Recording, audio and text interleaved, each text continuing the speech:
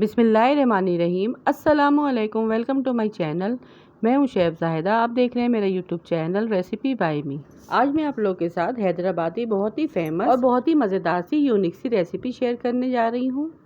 وہ ہے حیدرآبادی بگھارے بیگن۔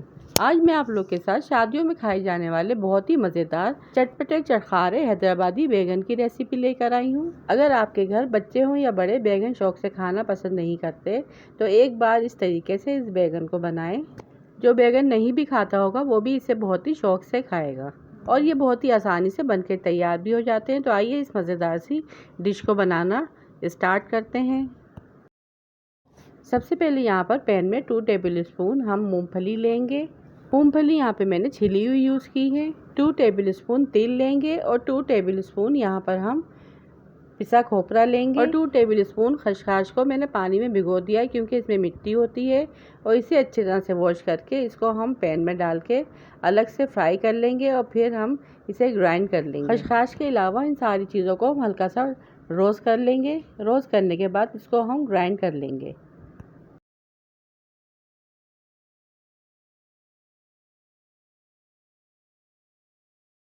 اور یہ دیکھیے ساری چیزوں کو میں نے گرائنڈ کر کے ایک بول میں ایڈ کر دیا ہے۔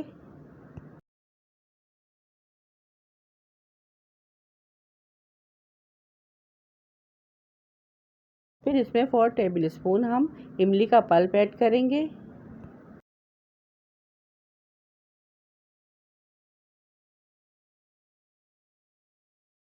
ٹو ٹیبل اسپون ہری مرچوں اور ہرا دھنیا کی چٹنی ایڈ کریں گے۔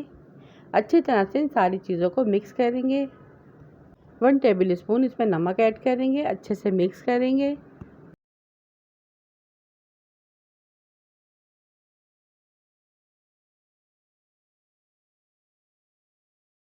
پھر یہاں پہ میں نے 3 بڑے سائز کے بیگن لیے ہیں، جسے میں نے بیچ میں سے 5 سے 6 کٹ لگا لیے ہیں، اور پھر اسے پانی میں ایڈ کر دیا تھا۔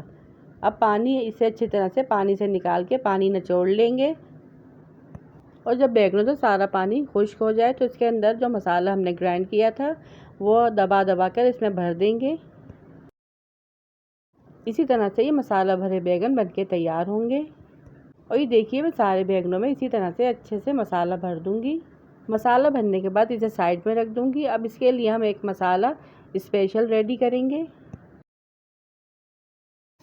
مسالہ ریڈی کرنے کے لیے کڑھائی میں ہم آدھے کپ سے تھوڑا سا زیادہ آئل ایڈ کریں گے۔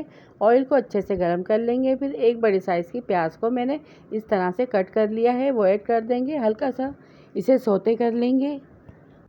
پیاز جب ہلکی سی براؤن ہو جائے گی تو 2 بڑے سائز کے ٹماٹر کو میں نے چھوٹے پیسز میں کٹ کر لیا ہے، وہ اس میں ایڈ کر دیں گے۔ پھر اس میں ½ T spoon kalonji, ½ T spoon رائی، ½ ٹی اسپون میتھی دانہ، پھر 1 ٹیبل اسپون کٹا ہوا دھنیا اور 1 ٹیبل اسپون کٹی ہوئی سونف ایڈ کریں گے۔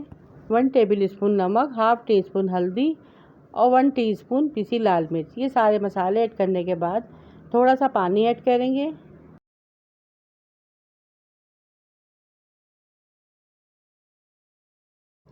اچھی طرح سے مکس کریں گے۔ پھر 4 to 5 ٹیبل اسپون اس میں املی کا پلپ ایڈ کریں گے، اور بھی اسے ڈھک کر ٹماٹر سافٹ ہو جانے تک پکائیں گے۔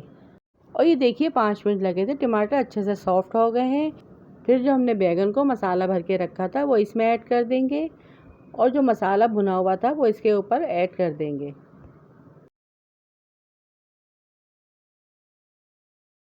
پھر 15 سے 20 منٹ کے لیے ڈھانپ کر دھیمی آنچ پر اسے چھوڑ دیں گے تاکہ بیگن اچھے سے گل جائیں اور مسالہ اس کے اندر سافٹ ہو جائے۔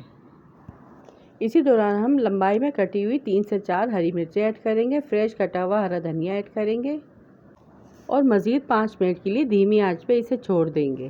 اور یہ دیکھیے 15 سے 20 منٹ لگے تھے، مسالہ بھی اچھے سے بھن چکا ہے، کتنی زبردست سی اس میں سے خوشبو آ رہی ہے۔ اور یہ رہے حیدرآبادی بگھارے بیگن، جو بہت ہی مزیدار بن کے تیار ہوئے تھے۔ اسے میں ڈش آؤٹ کرتی ہوں، اس کا فائنل لک آپ لوگوں کو دکھاتی ہوں۔ جس طرح سے یہ دیکھنے میں مزیدار لگ رہے ہیں تو کھانے میں بھی بہت ہی شاندار تھے۔ اس کا مسالہ جو تھا بہت ہی چٹپٹا اور چٹخارے دار بنا تھا۔ آپ لوگ بھی ایک بار اس ریسیپی کو ضرور ٹرائی کیجیے گا اور اپنا فیڈ بیک لازمی دیجیے گا۔ ویڈیو پسند آئی تو ویڈیو کو لائک شیئر، چینل کو سبسکرائب لازمی کیجیے گا۔